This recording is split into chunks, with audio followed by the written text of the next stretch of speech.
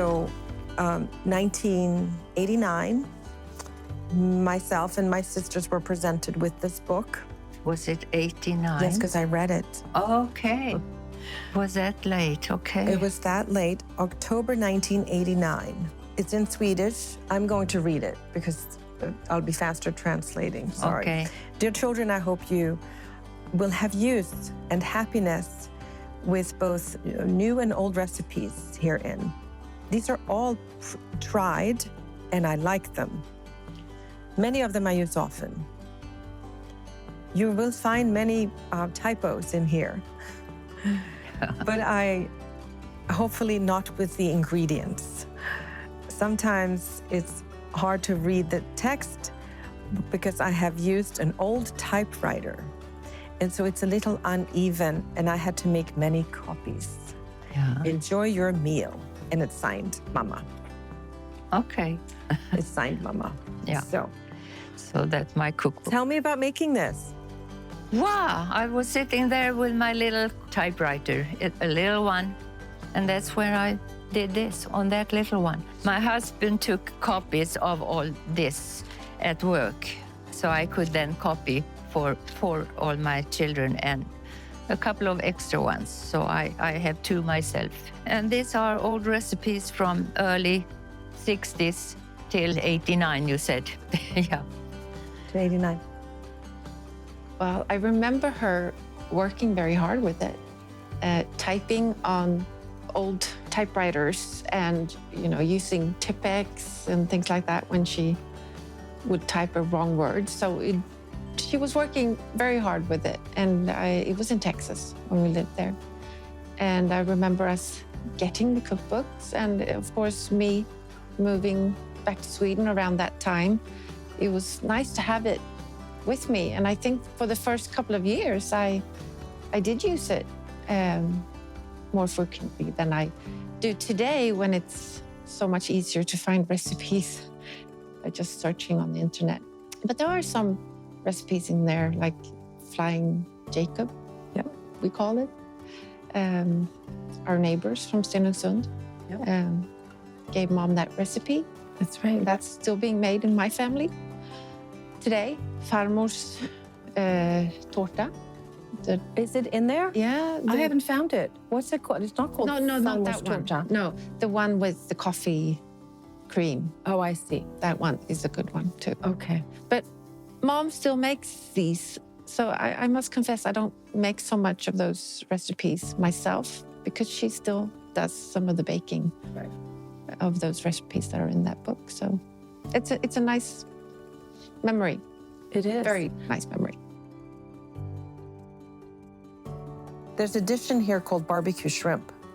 I want that. I want you to cook that for me while I'm over here, because it's this big shrimp. Oh, you don't have this in Sweden. But it's not really barbecued shrimp. No, it's not. I think it's the seasoning that's why it's called. I have no idea. But it's not shrimp on a barbecue. They're cooked in a lime, butter, rosemary mixture, garlic too. Well, it's one of my favorite go-to recipes because it's so easy. You just you defrost the shrimp. Yeah. In the pot, 10, 12 minutes, you're done. Yeah, it it's so very, good. very easy.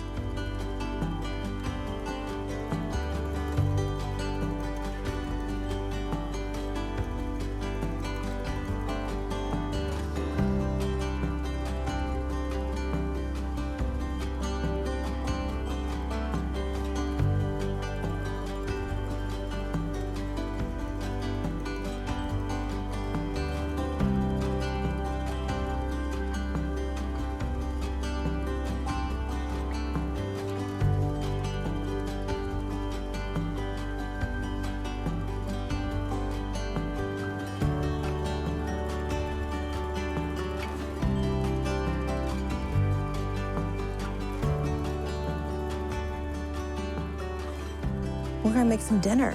Oh, wow. Okay. I'm looking forward. So, well, there's this recipe, barbecued shrimp. Yes. And I have made it so many times that the pages have been like, they're gross. The pages are crazy. This is page 22 of your cookbook. So you really like that? I really like it. Yeah. Well, I did too. And where did you get that recipe from? I got that at friend's house in Louisiana.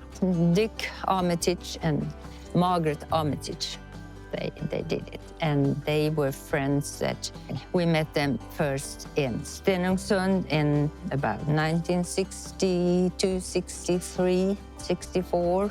They were over there to build a plastic plant. Yeah. You went to visit them in New Orleans? Yeah, while we were in Texas. Was Dick Armitage retired at this time? No. No? He was working. He was working. Yeah. With Union Carbide. In New Orleans? I didn't know that. Yeah, there were plants over there too. Well, she is from Australia, and he is from here, from the United States, and they came to Sweden then. So we got very friendly with them, and Willie and Dick were very, very close friends.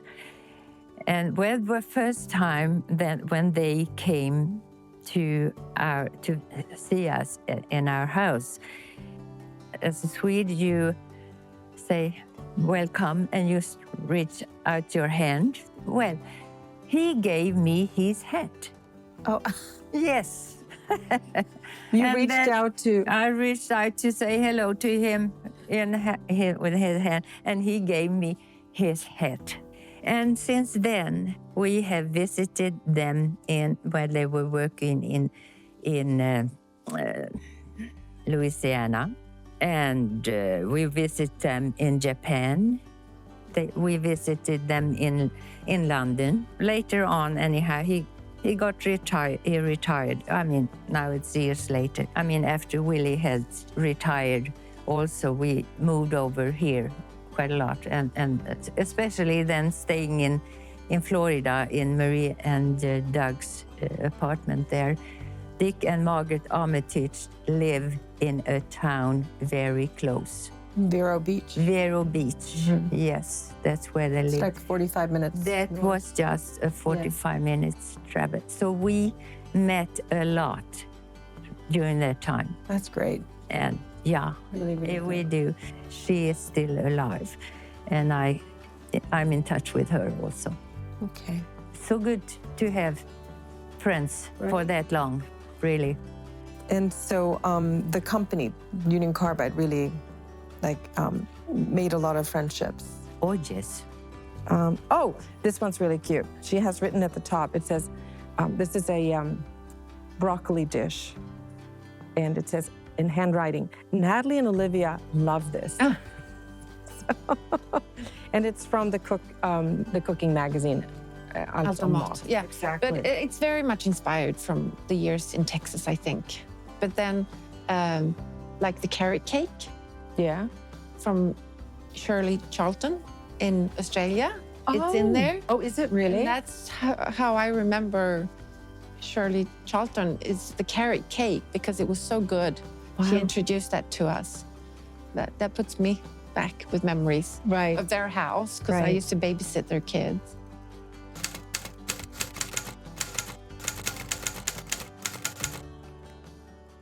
That was fantastic. When Willie told us about this moving, 2 of them cried. 2 of my children cried, and 2 was just happy. Wait, which 2 did what? I didn't cry, did I? No, you were happy. Okay. And I think Anne-Sophie and Marianne were the ones that kind of cried. Oh, They had friends, I guess. okay. And Anna, she was just happy to go. Happy-go-lucky. Happy-go-lucky Anna, yeah. right. I do remember sitting at the dinner table in Stenungsund Yeah. when we were told that we were moving. And I'm like, okay, good. When Let's are we go. going? Yeah. And I don't think I thought so much about it, like breaking up from friends and family. I think I found it very exciting.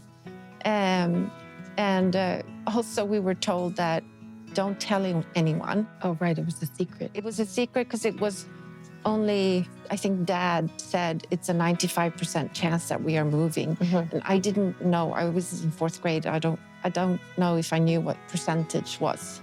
But I remember going to our neighbors or our best friends. Marianne and I went straight to our best friends, Tina and Lotta. Yeah. And we told them that we're moving to Australia, and then it's a 95% chance that we're moving. And right off, their mother, Berit, called Mom. Yes. And said, "What? You're going to Australia?" And I remember conversations around the dinner table, you trying to explain what Australia would be like. And Marianne learned how to say, Sydney Harbour Bridge is how she said it. But Sydney Harbour Bridge. she had her first year of English, just a little bit in 3rd class, Yeah. 3rd grade. Marianne and I, we were sent to some classes right before we left for Australia to learn English, like an hour every week. Okay. So we had a little bit more practice, but not much. But I remember the first day of school in Australia, and the only thing I knew to say, I think, is where is the toilet? Oh, yeah. So I could get myself around and know where to go to. And they had read about Australia a little bit. Sydney Harbour Bridge.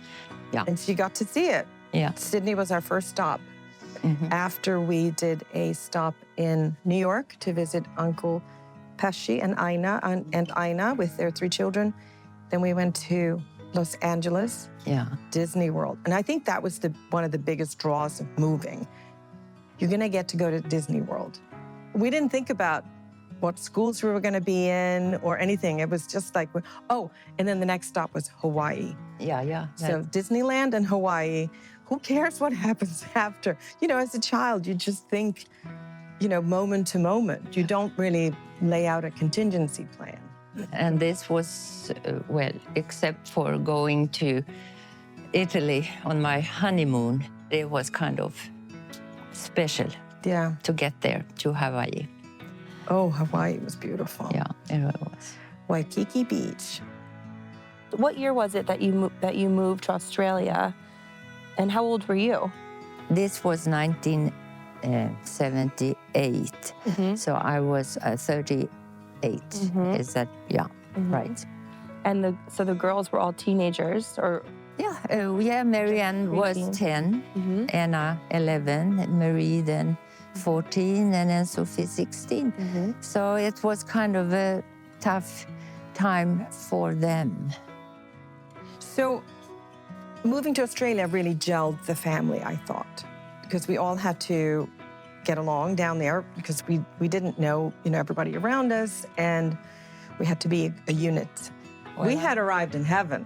Yes, that's what I felt. And I wrote a lot of letters myself. And some of them I still have because I got them from Daisy. I got letters that we sent to Willie's parents, for example, because they collected them and saved them. Well, they drive on the wrong side of the road down there, of course. But you see, when I learned how to drive, I also learned driving left because not until, when was it, 67, that they changed to right-hand driving in Sweden. Yeah, so I already knew how to drive on the left-hand side. I never knew that. So that's why I could drive in Australia. And Dad went to work every day. He had to drive from the eastern In Australia, suburbs, excuse me. Yeah, eastern suburbs, all the way across to the western side of Melbourne, which is where the plant was. Because Dad, he came home different times, Then in Australia, he was late. Yeah. Because of that commute. It took a while for him to go home. And then sometimes they stopped somewhere to get a beer. Oh. Yes, because they did drink and drive down there. Oh. Yeah. You're kidding. So, yeah. And tell me about that house. What was this street name? Bushland Court, number 5. Or 5. I think. Where was a court and all the neighbors nice and all that, was fantastic. We still have friends that live there. I love to entertain and have guests for dinner also. I really do. And we had a lot of friends down there. And through work and also through golf, because we started playing golf in Australia and then coming to Texas then. It was golf a lot. Yeah. Well, I guess the timing was good because your children had now become a little self-sufficient. Yes. Sometimes I felt like maybe I should take more care of the kids instead of go out playing golf, but no. No, I think we were ready for the freedom, actually. You were. Okay. Like going to tennis, Aunt Sophie and I would ride, this is in Australia, ride our bikes. Yes. To the Cahill Cahill Tennis Center. Cahill, all right. Which was a lot of fun. Lots of cute guys there. So how did you manage in Australia with women friends? And Gosh, there was this Swedish church that we went to now and then, and I got Swedish friends from there. But then through school, from you going, especially Anna and Marianne, I got friends through them, friends that I still have. let's not forget the Oliver family. No, I Right? have them on my whatever message today because Beth's birthday was yesterday. Yeah, so I've been in touch with them. So the Oliver family had 4 children, 2 boys and 2 girls. And the oldest one, Bruce, dated Ann-Sophie. Yeah. It was her boyfriend. Yeah. So you had some formal English in Sweden, maybe in school? 4 years. 4 years. What was it like to be thrown into an English-speaking country in Australia? Well, you see, when we moved to Stenungsund and Willie started working there, and all the Americans and people from Australia also came over there, so I had to talk to them. So I had to learn to speak. So I think that was, I practiced then for a few years before we moved, which helped. Yeah. I think Marianne mentioned to me, it's not in the papers here, but she mentioned that if she had to have a note written for school, that she had been absent or she had to be absent or leave early or something, she wrote her own notes. Okay. You signed them. Going to the plant for the first time, we'd been there a month, and there was some sort of a family day. Yeah. And we got to see the whole plant. And of course, you had the 4 children in tow, 4 girls in tow. We had to use the restroom all of a sudden. As for a lavatory or something, well, it's over there. You asked for the lavatory. Yeah. And he showed you to the laboratory. Yeah, right. Yes, that's, anyhow, so that was one thing. But I can remember this was girls, that's chicks. Oh, Chicks, that's girls. That's what she said. she said girls are chicks.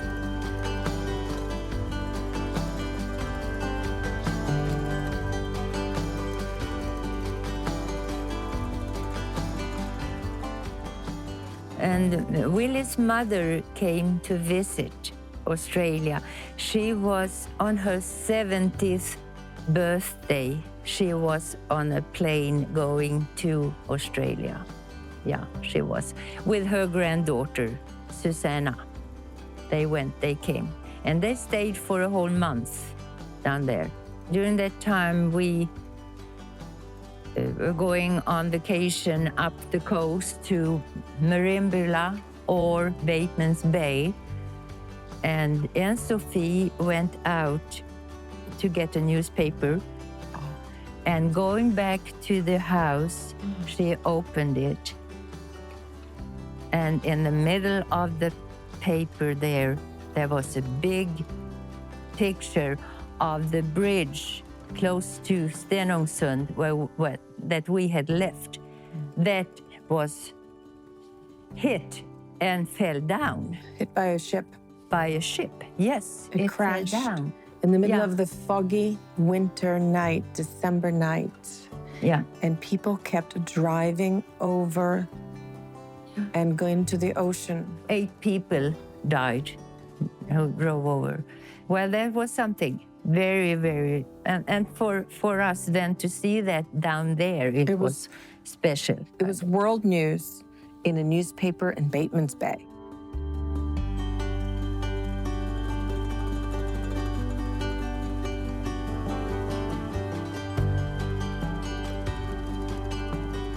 I mean, you've done it yourself with your family. You've moved I to Czech have, and I'm Republic. so glad I got to do that because Right. it gave me so much experience, and I'm so happy that Mom and Dad took that chance. You know, I had not been working then before, since I got married. With the 4 kids, you know, I didn't feel. But anyhow, at that time, I planned. Now I want to go out and work, so I applied as a kindergarten teachers, and I got in. But just then, Willie got home and asked and said he is asked to go to Australia. Yes, You were going to go to school to be a teacher, to learn how to be a teacher. yeah. So then, okay, what do I do? No, and since I have not worked, so but I've had a good time. Wow, I didn't know that. Uh-huh.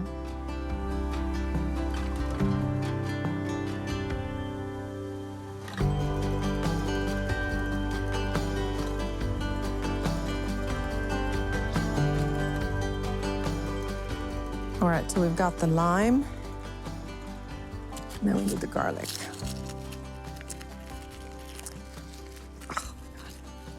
Jag har det. So, Well, I like these little what is drawings. Did you say Marianne did those? Marianne did the drawings, yes. And so this pancake recipe, where did you get this from? My mother made pancakes. Did she write the recipe down for you? No, I looked it up in the cookbook. The neat part of this is that you melt the butter and put it into the, Yeah, right? that is a good thing. And my grandchildren, everybody, I mean all of them. I serve them for everybody. Is that their favorite food? Well, I don't know about that, but when they came to me, yes, they wanted pancakes. Which of your grandchildren has ever eaten the most pancakes? Well, that is Natalie. Is that Natalie? 11 of She them. had 11. And they are this big, kind of. But they're not- thin, though. They're very thin, right? Very thin. Okay. Tell me about the bolognese sauce, because Wow. that's my favorite. Now, you put carrots and stuff like that in yours, right? You can have anything in there. And then you use tomato paste and celery, right? Did I? No, I can't find it. That's not. You know what? We have to look up in the front where it is listed. Köttfärssås, is that there at all No, or the not? köttfärslåda. It may not be there, Marie. But it's so easy to make anyhow without that recipe. Okay, we've discovered a recipe that I just kind of make that isn't in here. Well, We're clearly going to have to redo the cookbook. but I mean, I cooked it a lot because it's easy and it's everybody loves that. Yes. Yeah. Really good the next day too. Köttfärssås. I'll do another garlic and you work on that. Yeah. Okay. So another favorite recipe in here is, in the book, it's called Aunt Ina's chicken. Chicken. Oh, Oh, yeah. it's like garlic chicken or something. Okay. Hang on, let me see. And I haven't made that in a long time. Well, I make it all the time. You do? Maybe I should start making it then. Oh, what about chicken Shanghai? Where did you get that from? I don't know. What? You know, these are old recipes and, you know, the book, how old is the book? 40? 1989. 1989. Yeah. Sometimes I write the name of Oh. the Tula de Rosa. Tula de Rosa. Okay. Tell me about her. That is another Union Carbide family that we met. They came to Sweden also, but not for long, just visited. And then we met them. They lived in Victoria, Texas. Oh, really? Yeah. Oh, yes. Tula and Frank De Rosa. Oh, I hadn't even known that. That made it a lot.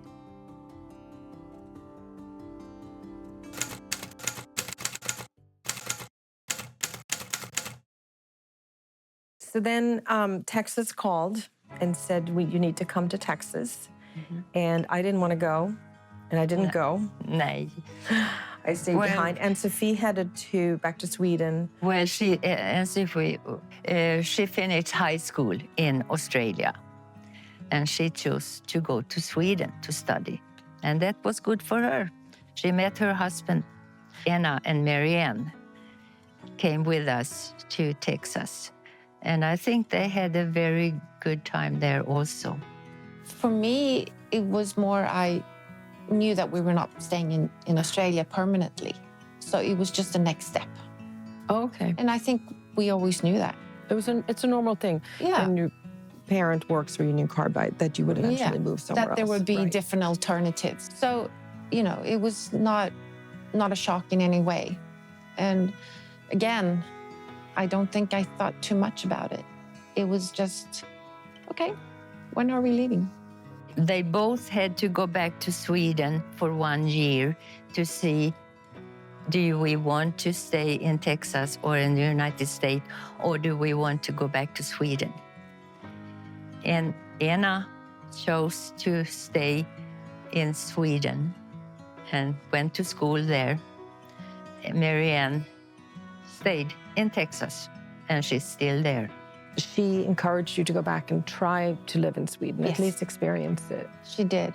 And it was not like she pressured, but I can't remember it being anything that I did to please her. Mm-hmm. And I think that's typical for Mom. She never made you feel guilty about anything. No. With Dad, it was a different thing. You did things to please him, but you didn't do things to please Mom. So she was just happy that we were happy. Yeah. You ended up going to college. Yeah. And meeting your husband, Yeah. Peter, and marrying him and having children. Yeah. What grade did you start? 8th grade. 8th grade? Yeah. Did you make friends right away? I did. And I do remember having the Australian accent and everyone saying, "Oh, can you speak? We want to hear you speak." So I got rid of the Australian accent very quickly because you don't want to stand out. You don't want to be different. That's what I did too when I arrived in America. Yeah, Because then it becomes the only thing you talk about. exactly. And so, of course, you ended up in a very small town, and Dad had a long commute. So Victoria, Texas is a town of 50, maybe it's, how many people live there? Maybe 50, 60. 50, 60,000 people. Yeah, small. And it's about 2 hours south of Houston, southwest of Houston. Yeah. You couldn't live where the plant was. No, you had no. to live in a town where there was a school for the kids. So Okay. he probably had a 40-minute drive every day. Of course, this was not through traffic. This was southern Texas, driving through farm country. Yeah. Yeah. So it was kind of these straight roads. And he had a huge car. He had a Crown Victoria. A lot of these people that lived in Victoria, Texas, they came from other states in the United States. They came from all over. Women whose husband worked at Carbide, they came together once a week most of the time, chatting or sewing or doing whatever. And that was great too, because for me then to get to know people and to get to know Texas and get to know everything. So that was great. Where did you meet? Somebody's home every time. Okay. Yeah, somebody had to take care of it. And that was great too. And then, of course, they were very good at making desserts and cakes, cookies, and things like that. So I got a lot of recipes from Texas. Tell me about my dad embracing the Texas way of life. Wrangler jeans, barbecuing. Well, he loved it in Texas. And at work, he then had friends. One of them had a ranch. And that's where he loved to go, to hunt and to help out there. Help. Doyle was his name. And of course, there was one or two rattlesnakes down there that they had to deal with. But they did. But Doyle told Willie what to do and not what to do. So I think he was safe down there. But he loved to be there. And barbecue, yes. Well, that was a life. So show me how big the barbecue is that he shipped back to Sweden when you moved back to Sweden. It's huge, and it's got a chimney, and it's got... Who has taken over doing the barbecuing now? Tell us who does that. Oh, that is my grandson, Kalle, now loves to do that. Yes. So I think our dad in particular really liked Texas, Yes. right? Yeah. He embraced that. Yeah. He didn't have any cowboy boots, but he embraced the The cooking. hat. Yeah. He had a hat. Yeah. Where's that hat? I wonder if I still have that. And he had the belt, and he Yeah. wore the Wrangler jeans. But also the country western music, which he would play in the car, and we hated it. Oh. And, you know, anything country was off limits Yeah. to me and Marianne.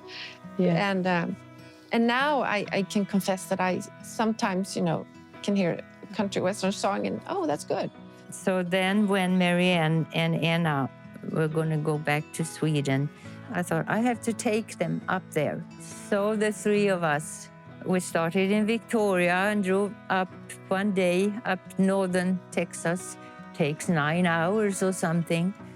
And then we went on to New Mexico, I guess the next. And there was a lot to see there, and Arizona with all the cactus and all that. And then Utah with all that, So they came on this trip? Yes, Finally. I took them.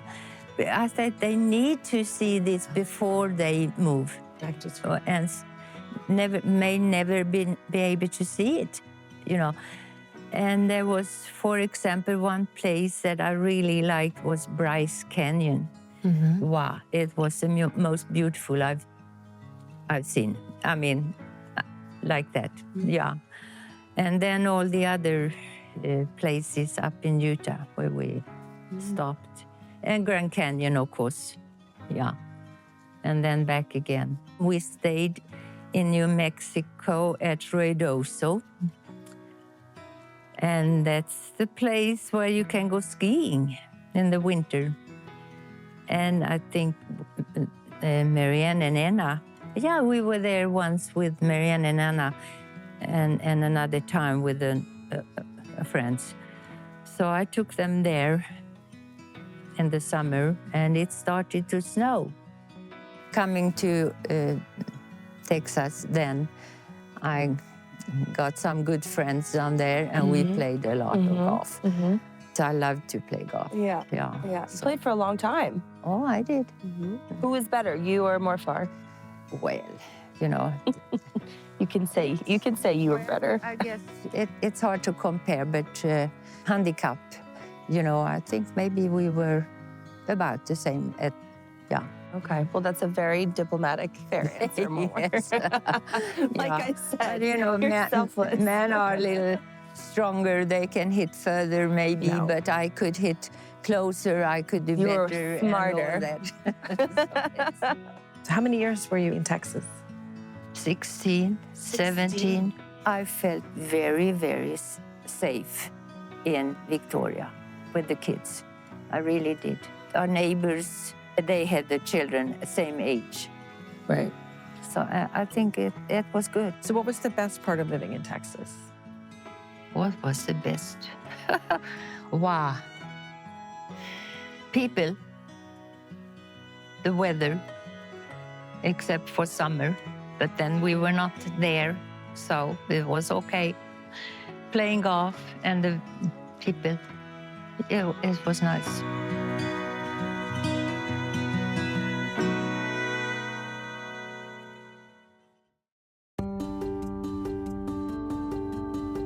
And then, of course, we had the garlic chicken. That's from Aina. Oh, and then we have Flygande Jakob, Flying Jacob. That's from Marie Kristensson. That's from friends that we had in Stenungsund that invited us over for dinner when we came back one summer from Australia to visit. And they invited us. And they lived next door to the house that we moved out from on Kvarnbergsvägen 13. That's right. That's where we moved from. And I was at that dinner, and it was really delicious. Let me pour some of the water off. Yeah. Let me pour some of the water and off. And that's from the early 80s then. Swedish people made a lot of that, made it many times. But these days, they kind of, it's They've good, changed but the they don't recipe. make it. Did they? They put curry and stuff in it now. They did. But do you? I don't. Yeah.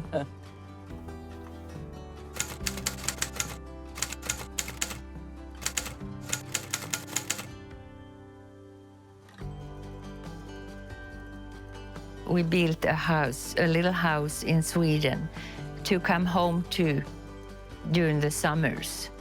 33 years ago, we built that house. And then moving back to Sweden for good, that was in 1996. Yeah, then we left Texas. And then we thought, where are we gonna live? Are we going to go back to Stenungsund, where we moved out from, or what do we do? But then we stayed in the little house. It's not that small, but anyhow, it's supposed to be a summer home. We stayed there, and then we traveled back to Australia a few times. We traveled back to the United States and stayed there for months sometimes. With Marie, and Doug had a nice place where we could go visit. Yes. We had Marianne there in Austin, so we stayed there. And then we had very good friends in Victoria. And we stayed at a couple of 1 week now and then there. Willie liked to hunt, and his friend Doyle had a ranch. So he loved going back to that ranch to hunt and do things out at the ranch. That was the reason why we went back to Victoria quite often. Yeah.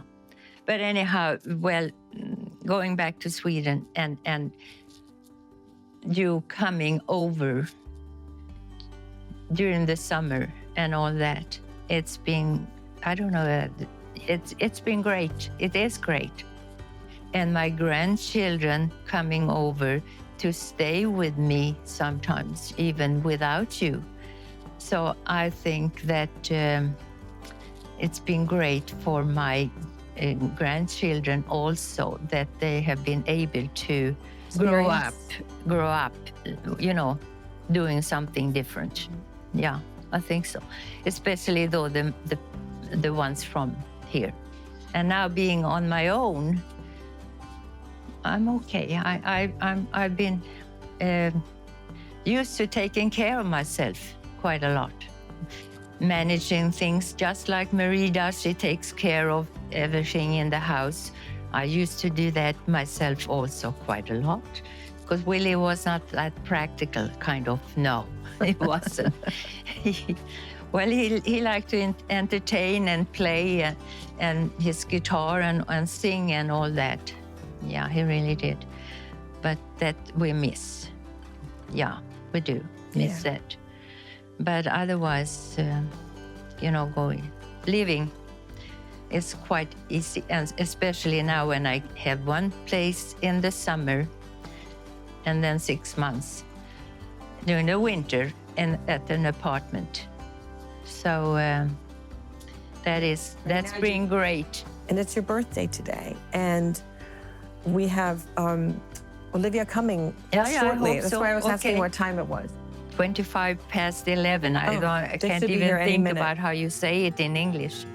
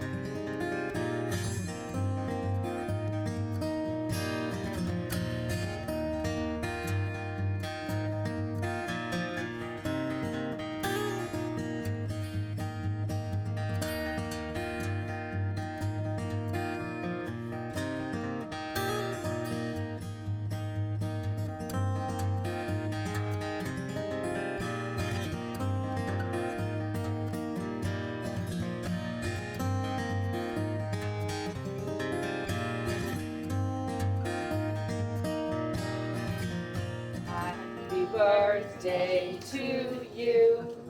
Happy birthday to you. Happy birthday, dear Ethan. Happy birthday to you.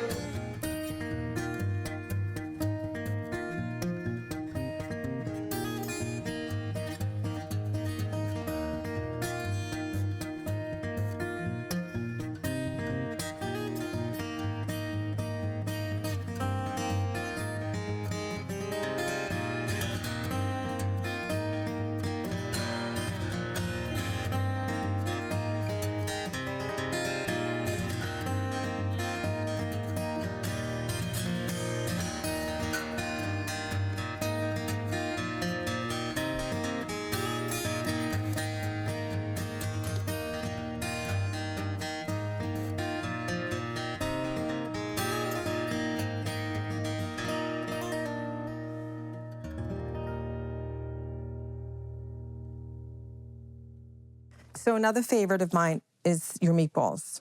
Okay, the ones. It's in here. I know it's in here. The small ones that we use for Christmas, and I like those really like. with the gravy.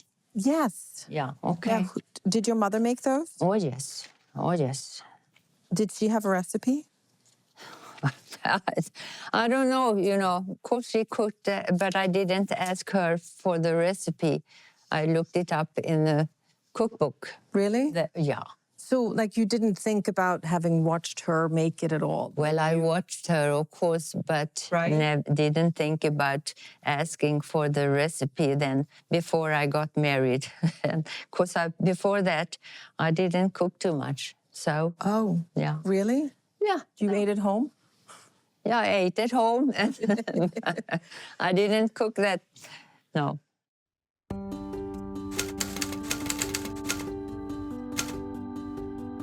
So you were born Ethel Johansson. Yeah. And then later on, your parents changed their name. My ancestors, there was a name, Alroth. The one is on. He was born 1700 something, and they, together with their cousins, they managed to change their surname to Alroth to pick up on this old surname. My grandfather's name was Valfrid Johansson, so it's Johan's son. Yeah, but then after that, they kind of quit doing this, at least in that family. Anyhow, that's what they did, that you were son of Johan. Yep. Yeah. You had a bunch of brothers and sisters. I you did. still do. Some are still with us. Yeah. Which siblings were closest to you? Well, I think You know, we were all kind of close, but I think then my oldest sister, and she's still, even if she cannot hear very well now, Right. you know. One Yeah, of of your course I closest to you? see her at least once a year, and it's hard to talk to her on the phone. So it's different now, but before, and she came to help me when I got my babies. Oh, She came and helped me a lot. Yeah, she did. nice.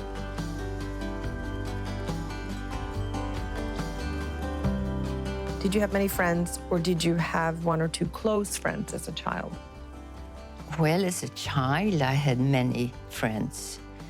But then, of course, I moved, got married. The other got married or moved, went to different schools or whatever.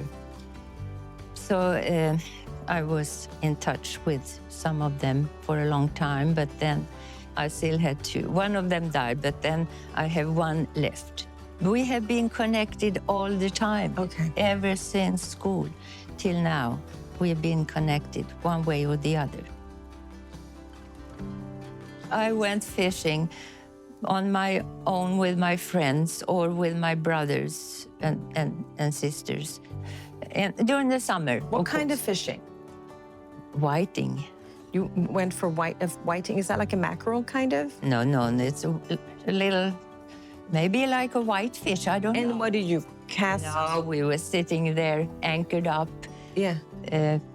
Yeah, what did we call With a it? line? Yeah. And what did you have at on the Yeah, hook? we had mussels. Yes, so we had you went. You mussels. had to go get mussels first because you didn't get Yes. those from the store.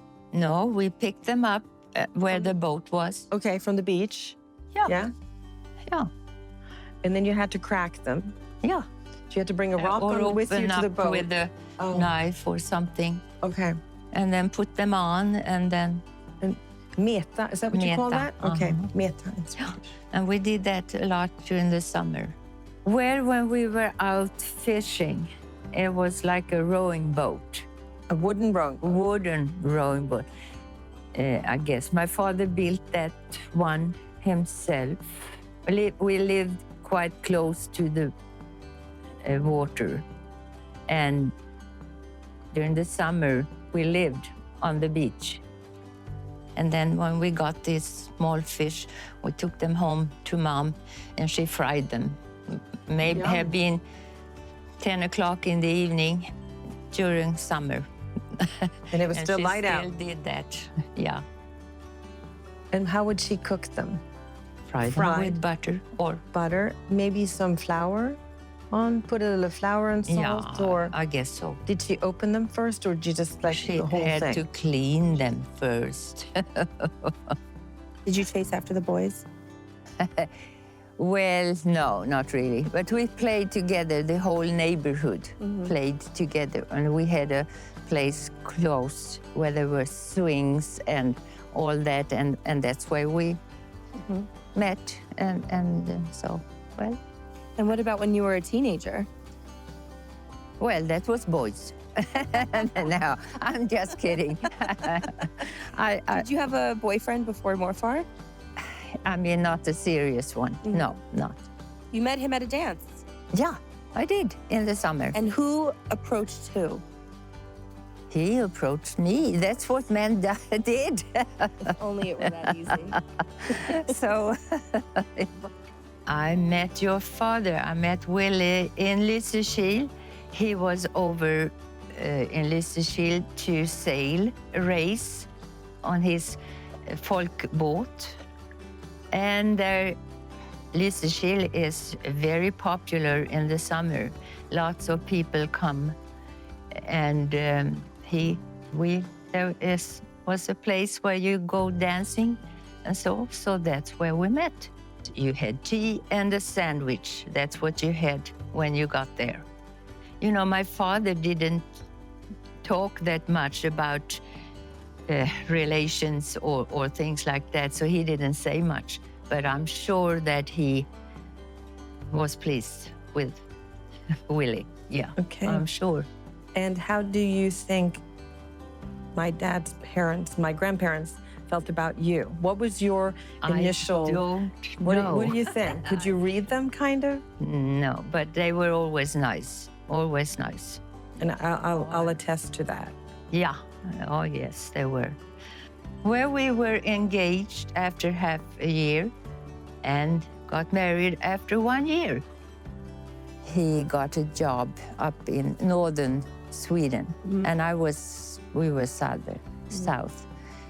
And so, okay, then we decided, well, if I want to see him, we get married. Got married when I was 21. Where were you married? Where? In Lysekil. In Lysekil? Yeah, where I grew up. We got married in the church in Lysekil, this big, nice church. But then we took off and went on a honeymoon. Right away? Right away. Day? Yeah, well, yes, we had to go south, further south in Sweden to catch a flight to Italy. Oh. So then in Italy, we visited 5 different cities in 2 weeks. Wow. Yeah, Milan, Rome, Venice, Florence, and Capri. Oh, wow. Beautiful. Yeah. Our first child, Sophie, was born about a year later. So, well, then they were building in Stenungsund on the west coast, where I now live during the winter.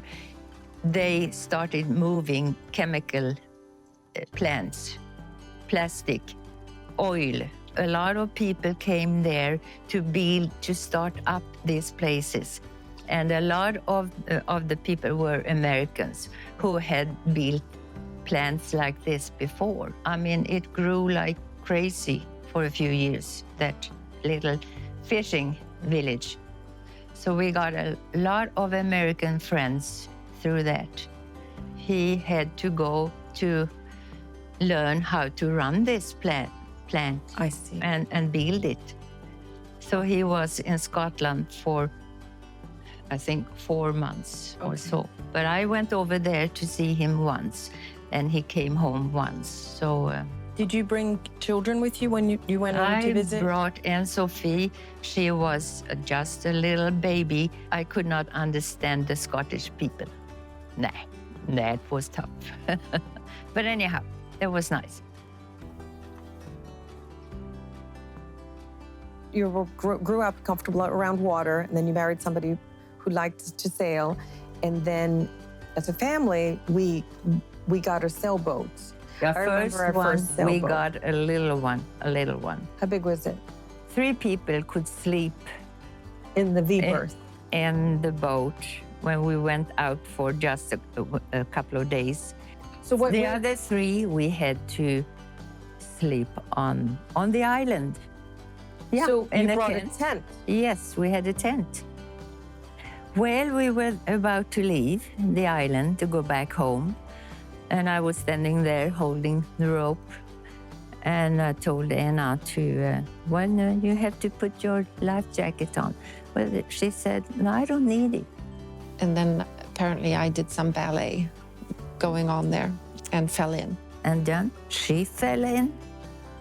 Willie, he was fast down there, diving down for her and got her up immediately almost. But she said that she was down there crying. I can see it like from the outside. I'm standing at the bottom. I remember just standing still, crying, completely still. Just Bottom of crying. the ocean? At the bottom of it was not so deep, I don't think. Well, I remember because I looked down and saw you. It was very clear. And we're like, oh, there's Anna. Do something. Yeah. Well, she got her life jacket on later on. And after that, everybody had a life jacket. Well, tell me about the time when Dad put the tent out in the cow field. You and Dad and Sophie stayed in the boat. Yep. And Mom and I and Marianne stayed in the tent. Anna and Marianne and I woke up in the morning and we heard something outside the tent, and there were the cows. We were not used to cows. And it was terrifying. We heard Mom yelling, "Cows, cows, help us, help us." And Dad came running with a knife. Yeah, I remember that too.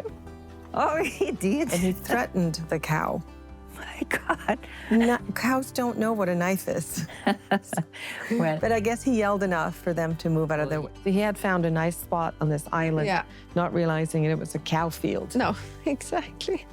Do you think there could have been anything in Sweden growing up that could have prepared you for the kind of life you were going to have? no. What could that be? What could that be? It's easy for me to adjust to places. So when we got to Australia, wow, I loved it down there. But then I got to Texas. I liked it down there too. So I mean, I have easy to adjust to and meet people and all that. So Well, you're not much of a complainer. maybe not. You're not. Maybe not. You go places and you are put in new environments and Yeah. you I just thrive. You adjust, yeah. Yeah. She'd never had her accent, for instance. She did away with her accent. Oh, you mean the fishing village? Fishing south- village. Western Sweden. Small Lysekilska. village accent. She never had that. And I think her siblings did in a different way. Thick, very Yeah, thick yeah. accents. So I think she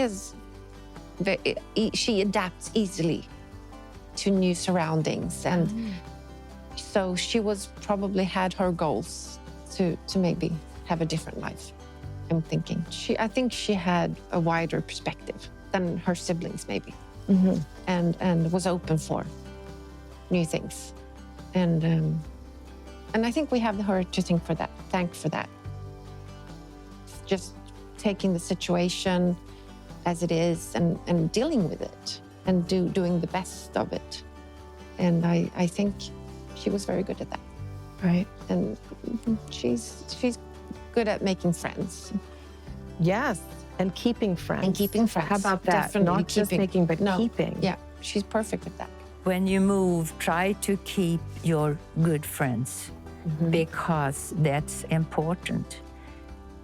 And I did. I wrote letters from Australia. I wrote letters from Texas, and I got back letters. And then, of course, there was the internet and all that. So it was, and I still had the friends from back then. In Australia, the Honigs. Honigs, our neighbors. There were our neighbors, and then Graham Olivers. the Olivers. Every Christmas we get in touch with the Honigs, but the Olivers a little bit more. Birthdays. She had a birthday a couple of days ago. Greetings I got yesterday. Wow. For your birthday? I can't imagine how many there were. And I was thinking, do I have that many friends or people that I know? Wow. Well, that's incredible. Right. Well, it's so great with these old friends. Really great.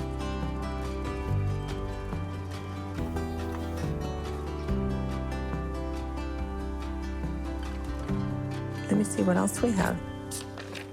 Any other names? Lucille? Moorcroft? Yeah. Yeah. She was a friend, a carbide lady, and we met once a week when we were able to, and we were about 8-10 women, Union Carbide women, Yeah. and so then we got the recipe. This signifies more than recipes and cookies. Yeah. Cooking, excuse me, cookies. Cookies Yeah, and yeah. cooking. This is something my sisters and I share. Yeah. And we feel very much, even though I didn't stay home very long and cooked very much, you sometimes say, oh, you should have stayed home longer. But I can cook. I can put things together. You can cook. And I think, having this bond with this book, sometimes I'll call my sisters if I can't find my book. I'm like, oh, I need the recipe for that dish or that dish. Okay. And you've really instilled in us a love for cooking and food. And for things to taste good and be presented nicely, and our dinners were, the tables was set and the food was brought out. It wasn't like a buffet. You didn't serve up the food for us. It was brought to the table and then we served around. Oh yes, that's what when as a family, yes. What time did we have dinner mostly? 6:30. 6:30. Good. Well, I it like depends, 6:30. depends on where we were, you know. I still In like Sweden or 6:30. Australia, or, you know, because Dad, he came home different times, you know. Just being very important to have family dinners, to have cooked meals in the evening, sit down, the whole family, and have meals. That's always been very important in my family. And I think that's what I have from growing up. The family dinners at 5:30 or 6 o'clock every night, and always having good food on the table. I feel the kids come first, and I've always felt that for her, the kids have come first. She puts herself last. And Right. that, I guess it's true for all parents, but I've really felt that with Mom. She will put herself last. Right. Yeah. Well, you always took really good care of Morfar, and you took really good care of your daughters, and you take really good care of your grandchildren. Okay. Oh, I love to do that. And on behalf of all the grandchildren, thank you for being the best Mormor ever. Shoot.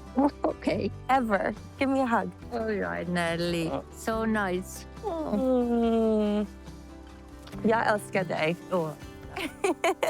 And skål! Okay, God. Skål!